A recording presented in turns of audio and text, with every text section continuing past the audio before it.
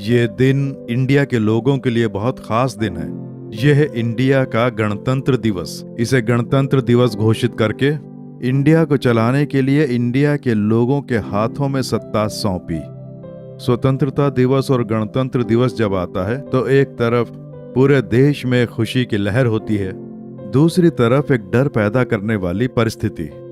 आप सब जानते हैं ना कि इस तरह से जनवरी का महीना आते ही रेलवे स्टेशनों पर, बस अड्डों पर, हवाई अड्डों पर तलाशी अधिक हो जाती है, जांच तीव्र हो जाती है। अगस्त के महीने में भी ऐसे ही स्वतंत्रता दिवस, गणतंत्र दिवस खुशियों के साथ अपने ही देश में मनाने के लिए कभी कभी एक तरह का डर पैदा हो जाता है।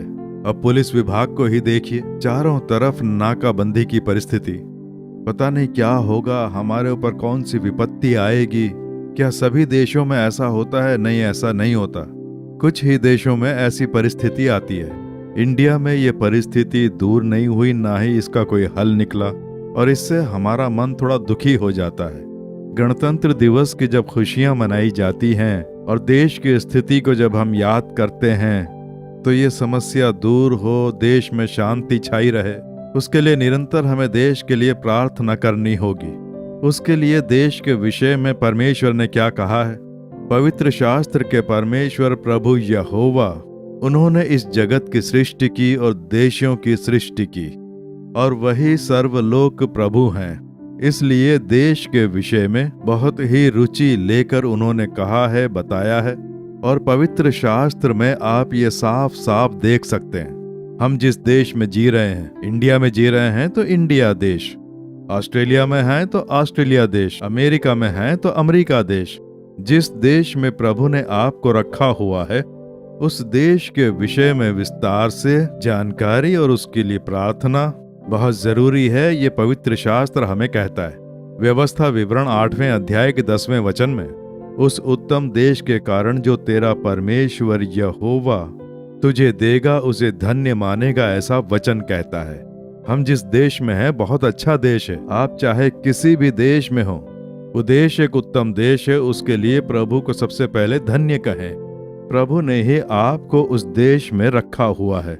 इसलिए अपने पूरे मन से विश्वास करें कि मैं जिस देश में हूँ वो एक उत्तम देश है और प्रभु ने मुझे इस देश में रखा हुआ है, और उसी देश में आपका जीवन व्यतीत करने के लिए, रहने के लिए घर, सुरक्षा, सब कुछ प्रभु ने प्रदान की है।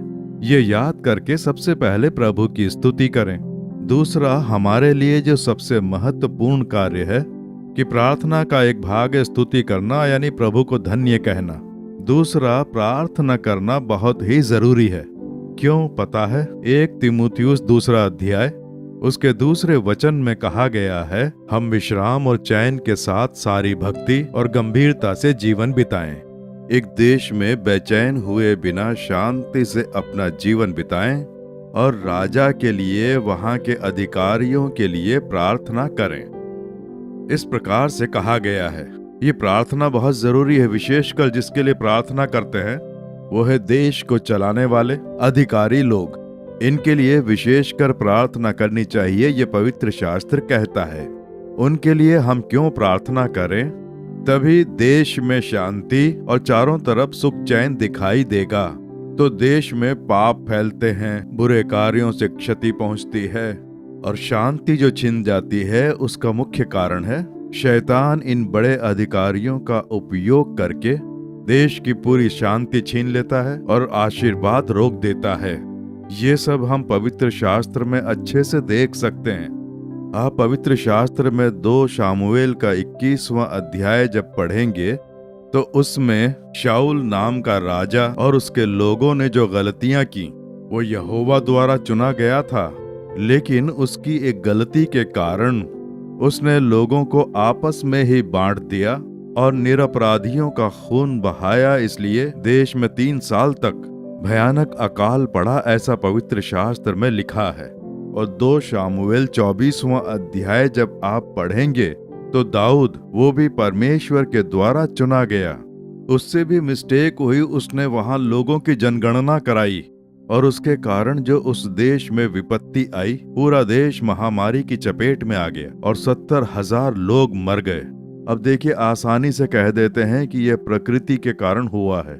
महामारी आती है, भूकंप आते हैं, विपत्तियां आती हैं, ये सब प्रकृति के कारण है। प्रकृति के कारण कैसे हुआ? कुछ लोग जो गलतियां करते हैं, अपने परमेश्वर को दुखी करके, देश के लोगों के बीच गलत गलत कार्य करके, उन्हें आपस में बांटना और बुराइयां करके लोगों की शांति छीनना, उनके साथ जो अन्याय होता है उसके कारण परमेश्वर का न्याय जब देश पर प्रकट होता है, तभी प्रकृति के नाम पर विपत्ति आती है। ये पवित्र शास्त्र साफ साफ कहता है। और इसीलिए जो अधिकारी होते हैं वो अपने अधिकार के घमंड में, अपने अधिकार के नशे में बहुत ही भयानक कार्य करने लगते हैं। उनके लिए तुम निरंतर प्रार्थना करो, नहीं तो विपत्ति तुम्हारे ऊपर आएगी, तुम्हारे देश पर आएगी। इस प्रकार से प्रभु का वचन कहता है। तो हर मसीही ये बोझ उठाकर हम अपने देश से प्रेम करें, हमारे देश में शांति और सुरक्षा रहे ऐसा चाहें और उसके लिए प्रार्थना करें। जब हम प्रार्थना करते हैं तो परमेश्वर उसमें क्रिया करके देश में एक पूरी सुख शांति और सुरक्षा देने की आज्ञा दे सकते हैं।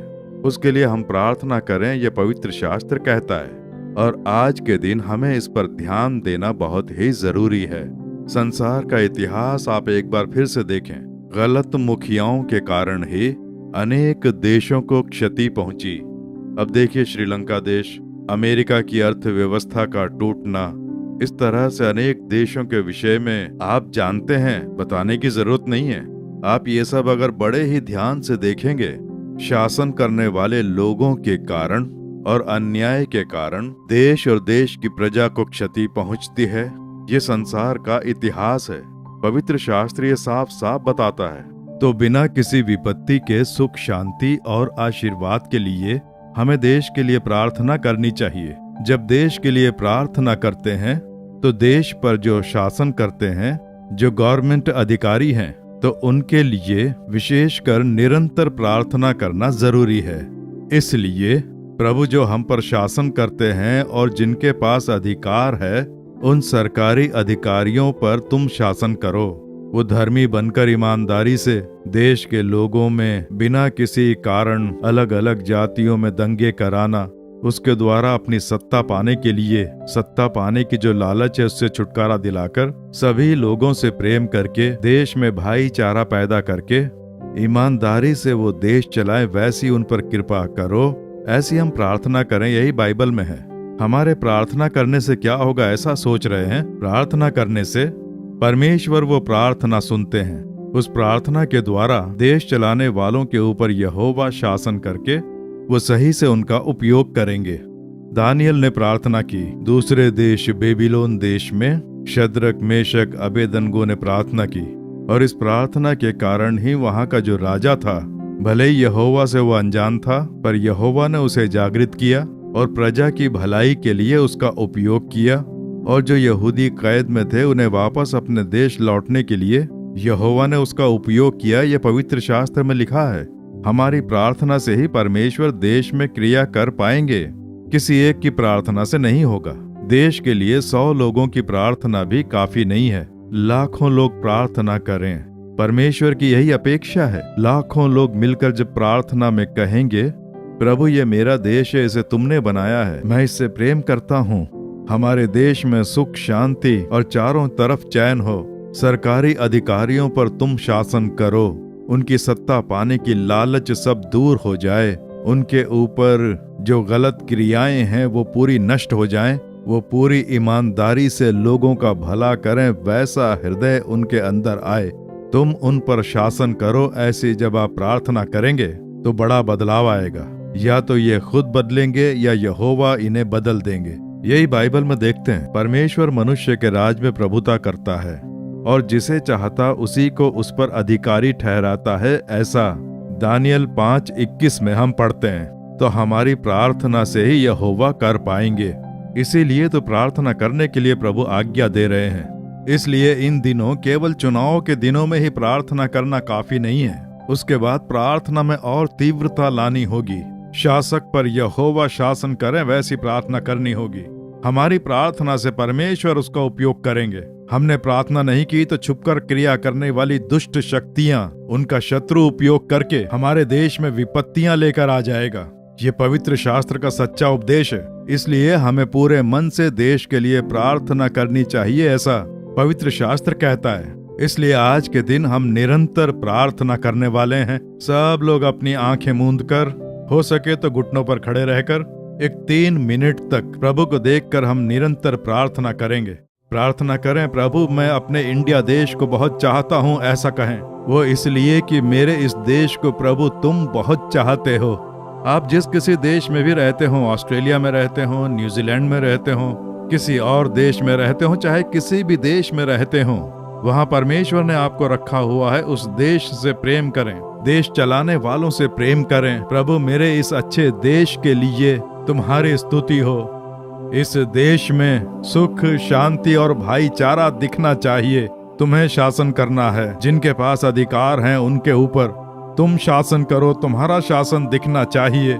नासूर शत्रु के तंत्र मंत्र की क्रियाएं इस देश में फलनी नहीं चाहिए, उनकी क्रियाएं काम नहीं करनी चाहिए। तुम उतर कर इन नासूर क्रियाओं के जो मुखिया हैं, अधिकारी लोग हैं, वो इसका उपयोग न कर पाएं। हम उसके लिए प्रार्थना कर रहे हैं। बोल के प्रार्थना करें, जोर जोर से प्रार्थना करते रहें। हे प्रभु, आज के दिन जिस देश में मैं रहता हूँ, मैं उससे प्रेम करता हूँ। ये बहुत अच्छा देश है, तुम्हारा बनाया हुआ देश है। यहाँ बहुत अच्छे लोग रहते हैं, इनके लिए तुमने अपना लहू बहाया। ये उद्धार पाकर स्वर्ग लोक में आए। इस देश में सुख, शांति, भाईचारा दिखना चाहिए, उसके लिए मैं प्रार्थना करता हूँ। प्रभु जिनके पास अधिकार है उनके लिए प्रार्थना करता हूँ। उनके ऊपर यहोवा शासन कर रहे हैं, यहोवा उनका उपयोग कर रहे हैं। तुम्हारे लहू के सामर्थ्य से उनका मेल मिलाप करके प्रार्थना करता हूँ। प्रभु देश के मुखिया, जो राजनेता हैं, सरकारी अधिकारी हैं, सब के ऊपर तुम्हारा शासन हो यीशु के नाम से। उनके मन में जो भी गलत कार्य हैं वो उनसे दूर हो जाएं। धर्म, जाति, नफरत ये सब निकल जाए यीशु के नाम से। हर इंसान से एक जैसा प्रेम करके ईमानदारी से काम करने का अच्छा हृदय इनके अंदर आए। पदवी के लिए, पैसों के लिए, स्वार्थीपन के जो इनके विचार हैं वो बदल जाएं।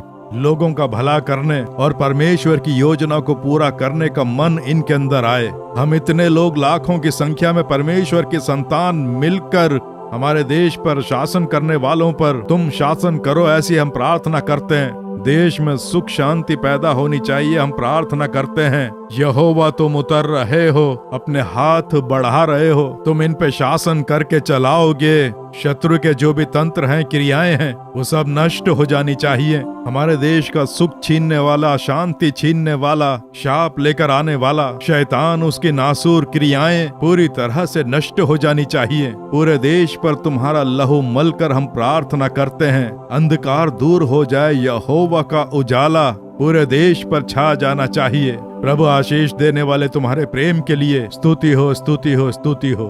हम रोजाना अपने देश के लिए प्रार्थना करेंगे। ये जो भार है और जो विचार हैं सबके मन में पैदा होने चाहिए। यीशु मसीह के नाम से प्रार्थना कर रहे हैं परम पिता, आमीन, आमीन। रोजाना इस वचन को रखकर हर एक मसीही 2 मिनट प्रार्थना करके देखे, देश में बहुत बड़ा बदलाव आएगा। केवल अपने लिए ही प्रार्थना की आदत डालकर परमेश्वर ने जो महत्वपूर्ण कार्य दिया उसे हम छोड़ देते हैं। दया करके उपवास रखकर या आराधनालय में एक 10 मिनट देश के लिए प्रार्थना करें, लोगों से स्तुति कराएं। तब क्या होता है देखना। परमेश्वर आशीर्वादित रूप से परमेश्वर और देश के लिए आशीर्वाद प्रदान करेंगे। आमीन।